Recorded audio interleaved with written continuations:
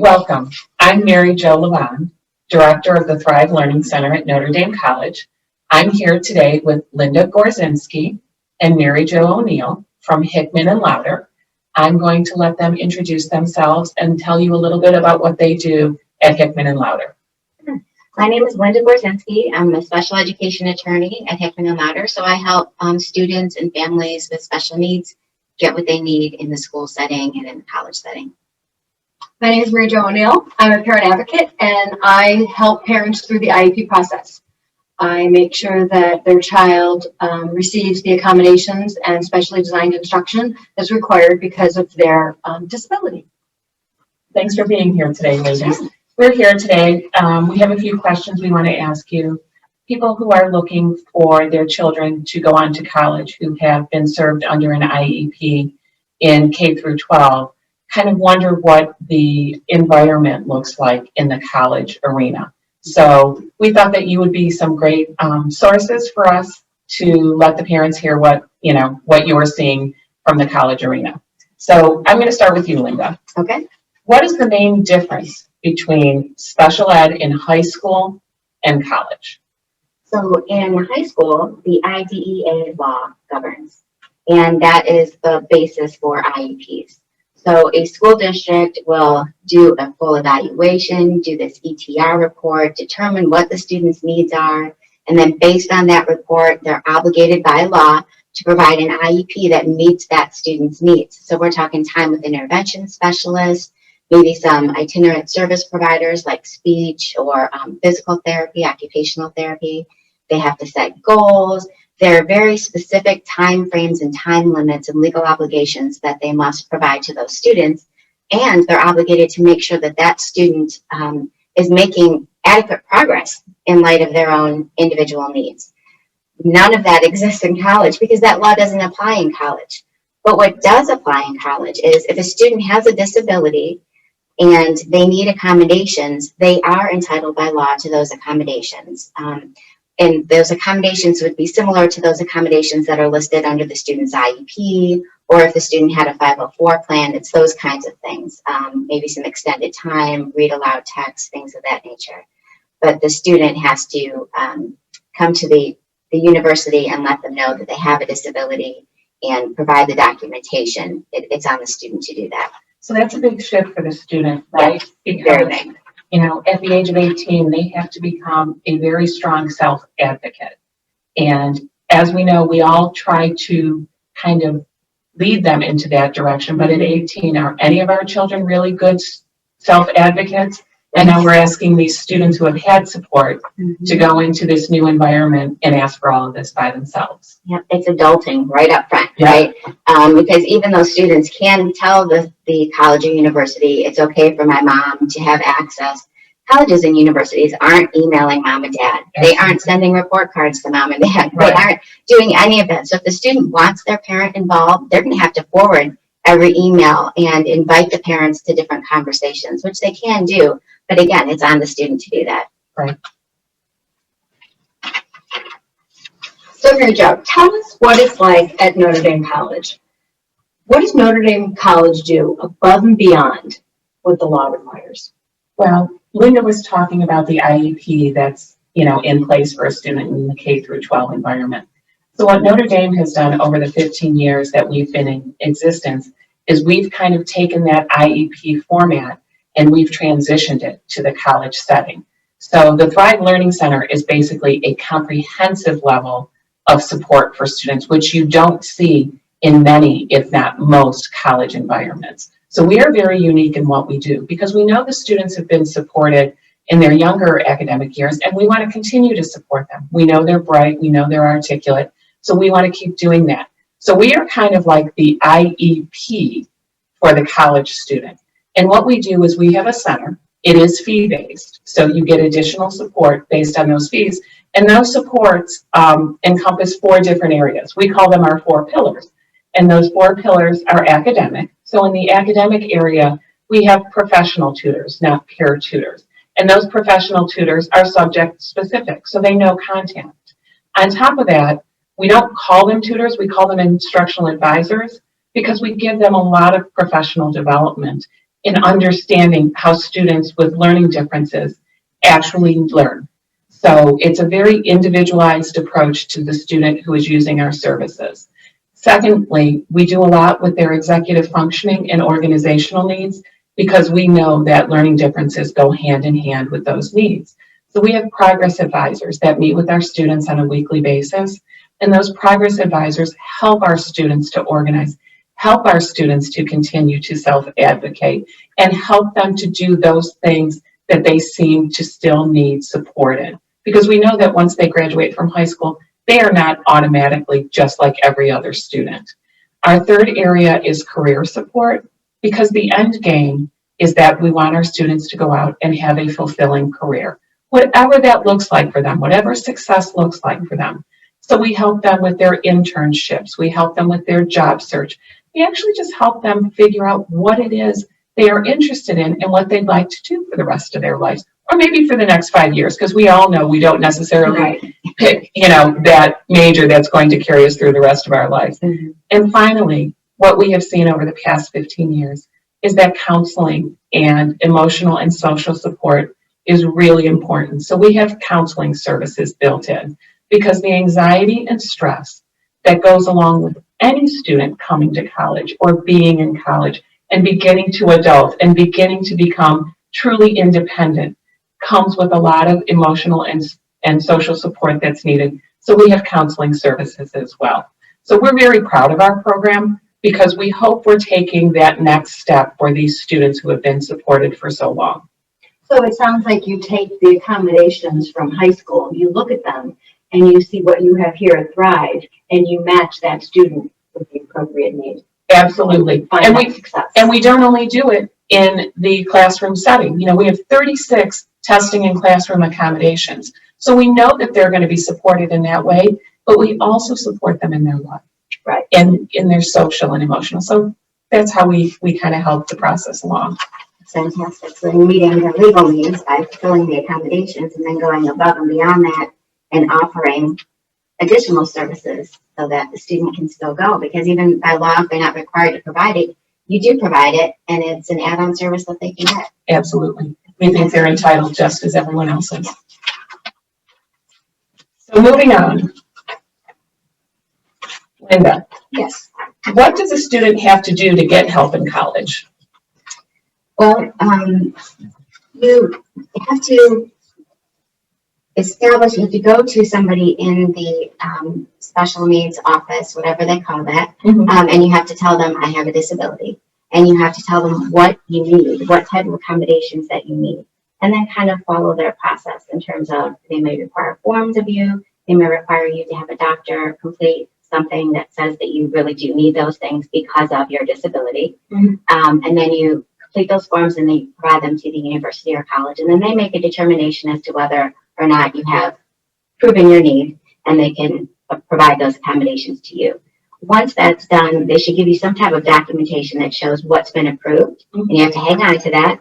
And then at the start of every semester, before you even step foot into your classroom, you want to reach out to your professors and give your professor that documentation and ask them for whatever applies to that particular class. So your approved accommodations might be something for housing or, things outside of the classroom that wouldn't apply to their classroom teacher. But if you needed a note taker or you needed a class recorded or something of that along those lines, you would provide them the information and you would say, in your class, I need, and here's the proof showing that, I've been approved for that. So it's on the student, again, to ask each professor to enforce that approved accommodation. Yes. Now here at Thrive, we've taken that a step further, again, because we're comprehensive. When a student becomes a member of the Thrive Learning Center, they actually give us the authority to send those accommodations to their professors. Nice. And each and every semester, they can opt out of sending an accommodation to a particular professor or all professors, but they sign a letter of intent at the beginning when they become a member, and they say, when I register for my courses each semester, I am granting you the permission to send my accommodations confidentially to my professors. So here at Thrive and at Notre Dame College, all of that is done confidentially, and they don't even have to go up to the professor and identify, because a lot of times what we found was as the student was doing that, there were other people around, and that made the students very uncomfortable with that whole process. So they would tend to not even do it because they would hold it and hold it and hold it and say, well, I never had the opportunity to be alone with that professor to do it. So we've taken that piece out of it. Same with the note taking and all of that. We kind of do all of the administrative support. You know, each and every student walks into a classroom on test day and sits down and the test is handed to them. Why should a student with accommodations have to identify to the professor that they need the test sent to the Thrive Learning Center or whatever tutoring center they're going to be taking it? So what we do is once we send those accommodations out, we say, now this implies that all of those tests for that student will come to the Thrive Learning Center. The student may show up in class if they so choose. If they don't, understand that they're taking it in place at the Thrive Learning Center. So we take away all of that need for them to keep identifying continually that I am different, and that we try and bring as much normalcy to them and have them be able to take their tests in the same way that any other student does, just in a different location with extended time. That's great. You're also providing an opportunity for the professors to understand that this individual that needs extended time is incredibly intelligent and can handle the content. Right. They just need extended time. And the student doesn't have to deal with the process. They just have to deal with the academics. Exactly. And that's the bottom line. Yeah. That's great.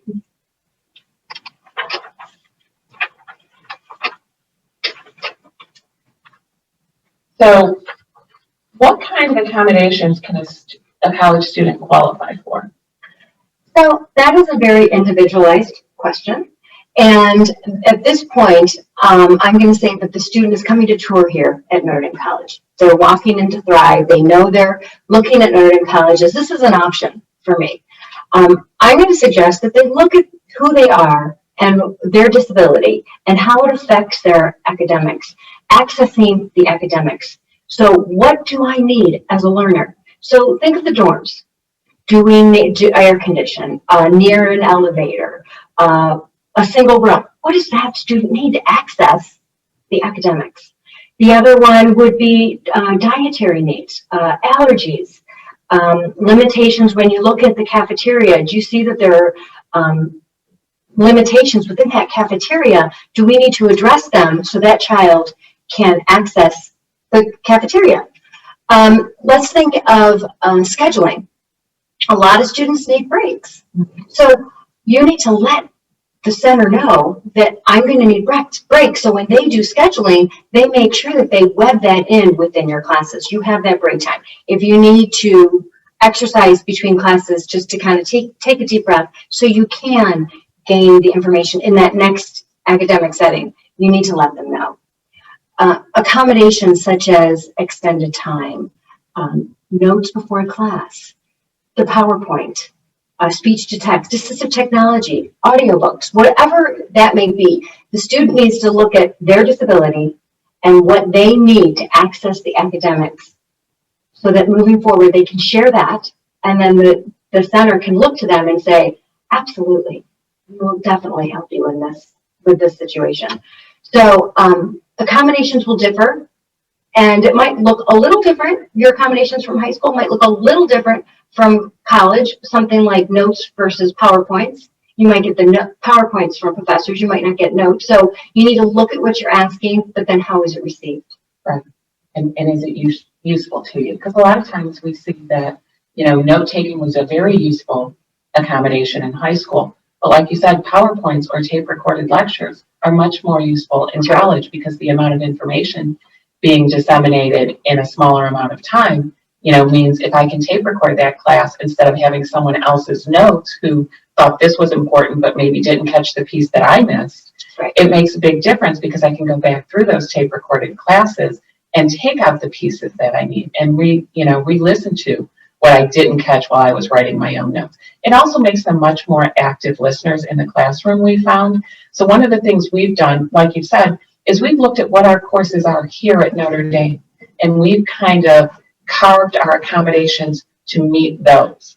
So we haven't really just taken the IEP and said, oh, these were the accommodations they had, so we'll transfer them over, because we know that college coursework is different from high school coursework. You're a semester versus a year and all sorts of things. So take a look at what those colleges are offering as far as accommodations and see how they transfer over to you. You were talking about the dorm setting as well. Here at Notre Dame, we've created a calm floor, which has different hours for the students. So it's basically a quiet floor, and it's for both neurotypical and atypical students. And it's just for students who don't want the chaos of true dormitory living, because we know what chaos that can be. And so, lights out is a whole lot earlier, and we have community rooms where you can do, group work or individual work in a much more quiet setting, the number of guests that are allowed on the calm floor.